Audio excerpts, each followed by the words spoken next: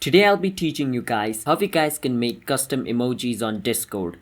So it's pretty simple. So first you want to get an emoji. It doesn't matter. So I'm going to get a custom emoji for myself. I'm just going to say happy face. Now you can search for any image you want. This is going to be the emoji I want. So what I'm going to do is download this image. So what I'm going to do is just hold on the image and click on save to photos. Now once the image is added, what I need to do is open my Discord, and on my Discord I need to go on the server which I own and make sure the server is the one which you own. Alright, you cannot do this on other people's server. Once you're on the server you own, click on the three dot at the top right of your screen. Once you click on the three dot, you want to click on the option called settings. Now from inside settings, you can see the option called emoji. Click on emoji, and over here click on upload emoji. And from over here choose the photo which you like. So this is going to be my emoji, and it's going to show you a little crop feature. So this is going to be my emoji. I'm going to crop it to the size I want. So I will click on choose, and the emoji is going to be uploaded. Now once the emoji is uploaded, this emoji is going to be available in my server.